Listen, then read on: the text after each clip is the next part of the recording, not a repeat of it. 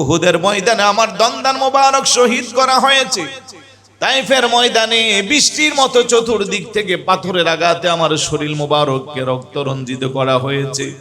মক্কার মানুষ চলার রাস্তা দিয়া যখন আমি হাঁটতাম, বিষাক্ত কাঁঠাগুলো রাস্তার মধ্যে পুঁতে রাখা হতো, যার আঘাতে আমার পা মোবারক গুলো রক্তে রঞ্জিত হয়ে যেত। শুধু তাই না, আমি আল্লাহর কুদরতি কদমে নামাজে যখন সিজদায় যেতাম, মরা উটের নারী বুড়িগুলো আমার পিঠ মোবারকের মধ্যে উঠিয়ে দেওয়া হতো।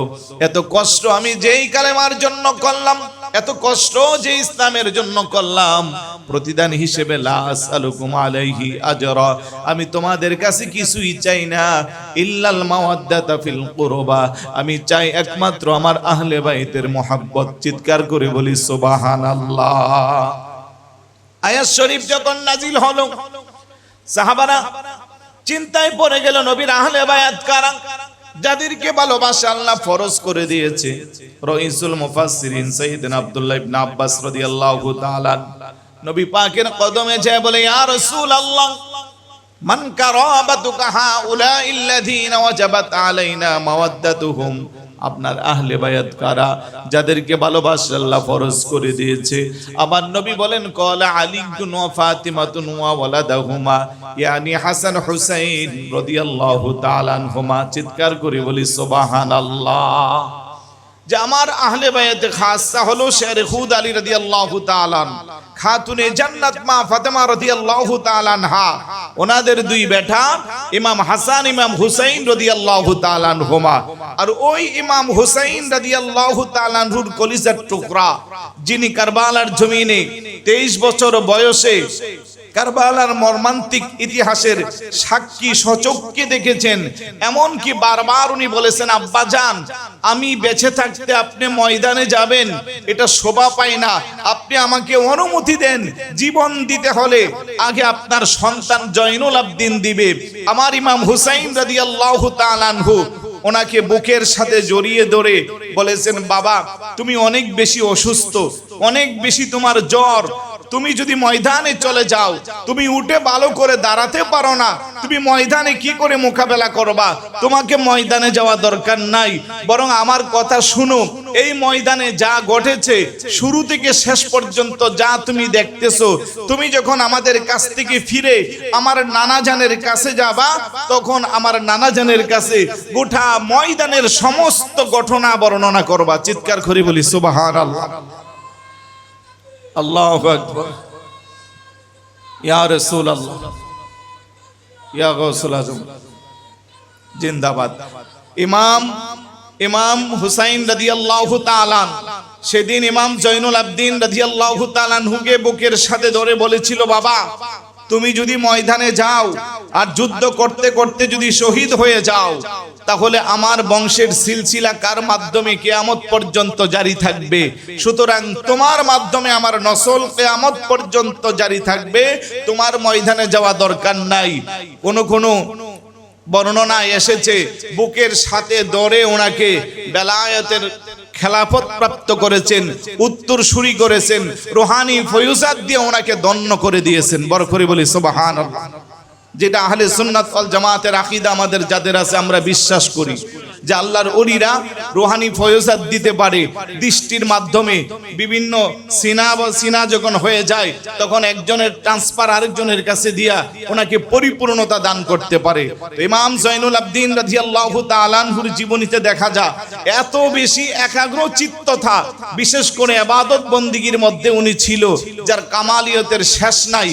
শেষ পর্যন্ত ইমাম জয়নুল আবদিন রাদিয়াল্লাহু তাআলা আনহু যখন এই কারবালার ঘটনার পরে পাষাণ্ড ইয়াজিদীদের অত্যাচারের শিকার হয়ে শেষ পর্যন্ত যখন মদিনাতুল মুনাওয়ারা গেলেন, আল্লাহর হাবিব সাল্লাল্লাহু আলাইহি ওয়াসাল্লামের রওজা মুবারকে যাইয়া একটা একটা করে সমস্ত ঘটনা বর্ণনা দিতে দিতে তন্দ্রাচ্ছন্ন অবস্থায় যখন হয়ে গেল, রওজা মুবারক থেকে আওয়াজ আসলো, জয়নুল আবদিন তুমি আমাকে বর্ণনা দিতে হবে না, আমার কলিজার টুকরা নাতি ইমাম হুসাইন রাদিয়াল্লাহু তাআলা আনহুর সাথে কারবালার জমিনে পাষাণ্ড ইয়াজিদ বাহিনী যেই নির্মম ইতিহাস রচনা করেছে, এইটুকুন তোমাকে আমাকে বলতে হবে না, আমি সব সচক্ষে দেখেছি। চিৎকার করে বলি সুবহানাল্লাহ। ইমাম জয়নুল আবদিন রাদিয়াল্লাহু তাআলা কত বেশি উচ্চ পদস্থ কামালিয়তের মধ্যে ছিলেন। কোন এক সময় আপনারা জানেন বিখ্যাত একটি ঘটনা আছে, উমাইয়া খলিফা হযরতে হিশাম ইবনে আব্দুল মালিক রাদিয়াল্লাহু তাআলা, বা ওই সময়ে উনি যখন খানায়ে কাবাতে হজ করতে আসলো, তাওয়াফ করার জন্য খানায়ে কাবার চতুর্পাশে গেল।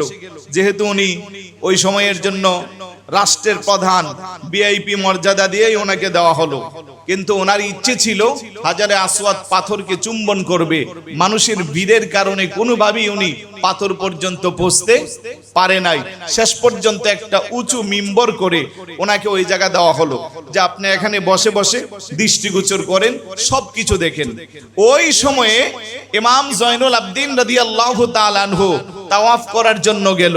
যেই মাত্র নবীর কলিজার টুকরা ইমাম জয়নুল আবদিন রাদিয়াল্লাহু তাআলা খানায়ে কাবার পাশে তাওয়াফরত অবস্থায় হাজারে আসওয়াদ চুম্বনের জন্য সামনের দিকে যাচ্ছে, সমস্ত রাস্তা মানুষ সব সরে একেবারে ভিআইপি মর্যাদা দিয়ে ওনাকে সুযোগ করে দিয়েছে। বড় করে বলি সুবহানাল্লাহ। হিশাম ইবনে আব্দুল মালিক ইবনে মারওয়ান দূর থেকে দেখে উনি অবাক হয়ে গেল।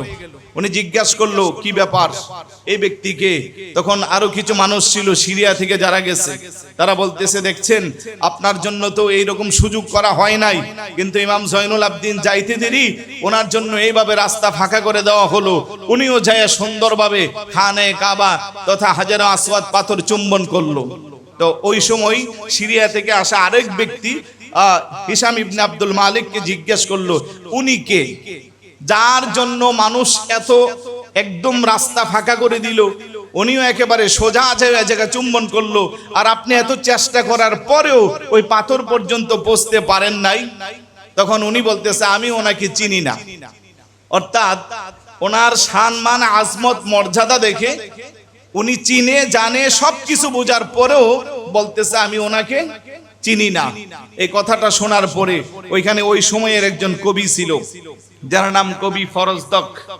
ওই কবি যখন ছিল উনি বলতেছে আমি ওনাকে চিনি। বড় করে বলি না সুবহানাল্লাহ।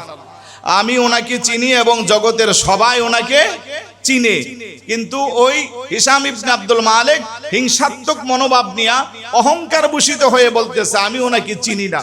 তখন কবি ফরজদাক ওনার পরিচয় দিচ্ছেন, হাদাল্লাযী তা'রিফুহুল বাতহাউ ওয়া তা'তাহু ওয়াল বাইতু ইয়ারিফুহু ওয়াল হিল্লু ওয়াল হারাম। বড় করে বলি সুবহানাল্লাহ। যে এই সেই মহান ব্যক্তি যার পদচারণাকে মক্কার ভূমি চেনে, মক্কার মাটি অলিগলি সবাই চিনে, কাবাঘর তাকে চিনে, হারাম এবং হারামের বাইরে যারা আছে সবাই তাকে চিনে। আযা ইবনু খায়রু ইবাদিল্লাহি কুল্লিহিম আদাত তাকিয়ুন নাকিয়ুত তাহিরুল আলাম। বড় করে বলি সুবহানাল্লাহ। তিনি আল্লাহর সকল বান্দার মধ্যে সর্বোত্তম ব্যক্তি, রাসূল সাল্লাল্লাহু আলাইহি ওয়াসাল্লামের বংশধর, তিনি পরহেজগার, তিনি পবিত্র, তিনি নিষ্কলুষ, তিনি মহিমান্বিত, উনি অনন্য। বড় করে বলি না সুবহানাল্লাহ। এইভাবে লম্বা কবিতা আছে অনেকগুলো পংক্তি। এইভাবে উনি ইমাম জয়নুল আবদিন রাদিয়াল্লাহু তাআলা আনহুর সম্মান আজমত মর্যাদা পূর্ণ যখন এই কবিতা লিখলো, হিশাম ইবনে আব্দুল মালিক ওই বাদশা রাগান্বিত হয়ে কবি ফরজদককে ওই মুহূর্তে অ্যারেস্ট করলো, যেহেতু ওনার ক্ষমতা ওনার পাওয়ার, এবং মক্কা মদিনার মাঝে এক জায়গায় ওনাকে আটকিয়ে রেখে দিল। ওই দিক দিয়ে পুরা খবর হয়ে গেল। ইমাম জয়নুল আবদিন রাদিয়াল্লাহু তাআলা আনহু একটা সময় খবর পাইলো যে ওনার শানে কবিতা লেখার কারণে ওই কবিকে এই বাদশা অ্যারেস্ট করেছে। তো উনি তখন কিছু হাদিয়া ওনার পরিবার পরিজনের জন্য বকশিশ হিসেবে পাঠালো 12,000 দিরহাম। 12,000 দিরহাম যখন পাঠাইলো, কবি ফরজদকের সামনে যখন এই হাদিয়া পেশ করা হলো, উনি বলতেছে দেখেন আমি আল্লাহ এবং আল্লাহর রাসূলকে মহব্বত করে আমার জীবনের গুনাহগুলো মোচন করার জন্য আমি এই কবিতা লিখেছি। আমি কোনো বকশিশের আশাই লেখি নাই, আমি বকশিশ নিব না। এগুলো ইমাম জয়নুল আবদিন রাদিয়াল্লাহু তাআলা আনহুর কাছে দিয়ে দেন, কারণ আমি আল্লাহ আল্লাহর রাসূলকে মহব্বত করে ওনার জন্য এই কবিতা লিখছি। বড় করে বলি না সুবহানাল্লাহ। প্রিয় সুদী, ইমাম জয়নুল আবদিন রাদিয়াল্লাহু তাআলা আনহু আবার ওনাকে পাঠালেন যে ওনাকে যায়া বলো যদি আওলাদে রাসূলকে মহব্বত করে, নবী পরিবারকে মহব্বত করে, তাহলে হাদিয়া যেন গ্রহণ করে। কারণ আওলাদে রাসূল যারা, আহলে বায়াত যারা, তারা যখন কাউকে একবার হাদিয়া দেয় সেই হাদিয়া তারা তখন আর ফেরত নেয় না। বড় করে বলি না সুবহানাল্লাহ। কবি ফরজদক সেই হাদিয়া গ্রহণ করেছেন। আমরা বলতে চাই নবীর আহলে বায়াতকে মুহাব্বতের কারণে সেই যুগেও অত্যাচারিত হয়েছে, এই যুগেও অত্যাচারিত হতে হবে। তাই বলি কি নবীর আহলে বায়াতের মুহাব্বত হৃদয় থেকে দূরে সরানো যাবে? আর একটু জনে বলুন, দূরে সরানো যাবে? কোনোভাবেই বিভিন্ন ধরনের চক্রান্তের শিকার হচ্ছি আমরা এখন।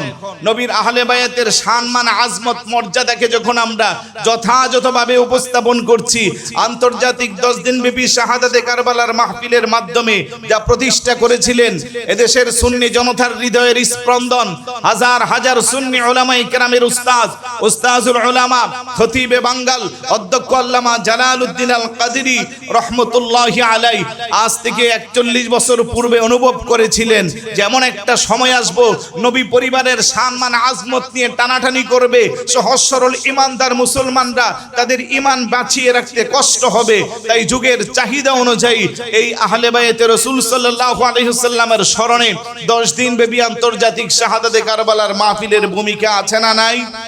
আর একটু জোরে বলুন, আছে না নাই? যেই শিক্ষা নিয়ে অন্তত আগামী 1 বছর আমরা নিরাপদে থাকতে পারি। বলছিলাম ইমাম জয়নুল আবদিন রাদিয়াল্লাহু তাআলা আনহুর কথা।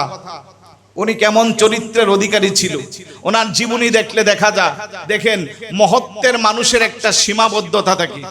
ইমাম জয়নুল আবদিন রাদিয়াল্লাহু তাআলা আনহুর দরবারে কারবালার জমিনে ওনার ছোট ভাই ইমাম আলী আসগর, যাকে বলা হয় মাসুমে বেখতা, একেবারে ছোট্ট বাচ্চা, যাকে নিয়ে পানি চেয়েছিল, কিন্তু পানির পরিবর্তে বিষাক্ত তীর দিয়েছিল, যার নাম ছিল সেনান। তার নাম কি ছিল? সেনান। পরবর্তীতে ইয়াজিদ যখন মারা যায়, চতুর্দিক থেকে তার উপরে যখন আক্রমণ আসে, তাকে যখন মানুষ মারার জন্য পাকড়াও করলো, তার নিরাপদ স্থল কোথাও খুঁজে পাচ্ছে না। কিছু মানুষ তাকে বুদ্ধি দিল, তুমি যদি বাঁচতে চাও, মদিনাতুল মুনাওয়ারা ইমাম হুসাইন রাদিয়াল্লাহু তাআলা আনহুর যোগ্য উত্তরসূরি, কলিজার টুকরা ইমাম জয়নুল আবদিন রাদিয়াল্লাহু তাআলা আনহুর কাছে যাও। বড় করে বলুন না সুবহানাল্লাহ। তাই ইমাম জয়নুল আবদিন রাদিয়াল্লাহু তাআলা আনহুর কাছে ওই যে এই ইমাম আলী আসগরকে শহীদ করেছে, সে চলে গেল। যাওয়ার পরে ওইখানে আশ্রয় চাইলো, ওনাকে আশ্রয় দেওয়া হলো, খুব ভালোভাবে ওনাকে আপ্যায়ন করা হলো। একটা সময় রাতের বেলা উনি যখন চলে যাচ্ছে, ইমাম জয়নুল আবদিন রাদিয়াল্লাহু তাআলা আনহু ওনাকে কিছু হাদিয়া তোহফাও দিচ্ছে। সুবহানাল্লাহ বলবেন না? হাদিয়া পাওয়ার পরে তখন উনি বলতেছে, হুজুর আপনি বোধহয় আমাকে চিনেন নাই, আমার সম্পর্কে বোধহয় আপনার ধারণা নাই, আপনি মনে পুরোপুরি আমাকে জানেন না। তো ইমাম জয়নুল আবদিন রাদিয়াল্লাহু তাআলা আনহু বলতেছে, আমি তোমাকে খুব ভালো করে চিনি, তোমার কর্ম সম্পর্কেও জানি, তোমার প্রথম থেকে শুরু পর্যন্ত সব কিছু আমি জানি। তো জানার পরে আপনি আমার সাথে এত চমৎকার কেন ব্যবহার করলেন, কেন আপনি আমাকে আপ্যায়ন আদর যত্ন করলেন, যাওয়ার সময় আবার হাদিয়া তোহফা দিচ্ছেন? ও হ্যাঁ, এটা তোমরা যা করেছো ওই দিন কারবালার জমিনে, এটা তোমাদের আচরণ, আর আমি যেটা করেছি এটা আমাদের আচরণ। বড় করে বলি না সুবহানাল্লাহ। নবীর আহলে বায়াত যারা, তাদের কত মর্যাদা। ইমাম জয়নুল আবদিন রাদিয়াল্লাহু তাআলা আনহুর ব্যাপারে এক ব্যক্তি বাজে মন্তব্য করেছে, আরেকজন এসে বলল, হুজুর আপনার ব্যাপারে এই ধরনের বাজে মন্তব্য করা হয়েছে। উনি বলল, চলো আমি সহ ওনার সাথে যাই। ওই জায়গা যাওয়ার পরে বলতেছে, ভাই আপনি আমার সম্পর্কে এই ধরনের মন্তব্য করেছেন, যদি আমি এই ধরনের মন্তব্য আমার মধ্যে থাকে, আমি আল্লাহর কাছে ক্ষমা চাই, আল্লাহ যেন আমাকে ক্ষমা করে দে, আর যদি আমার মধ্যে না থাকে, আল্লাহ যেন আপনাকে ক্ষমা করে দে। সুবহানাল্লাহ বলবেন না? সঙ্গে সঙ্গে ওই কাফের, ওটা ছিল কাফের ব্যক্তি, সে কালেমা পড়ে সঙ্গে সঙ্গে মুসলমান হয়ে গেছে, ইমানদার হয়ে গেছে। আজানের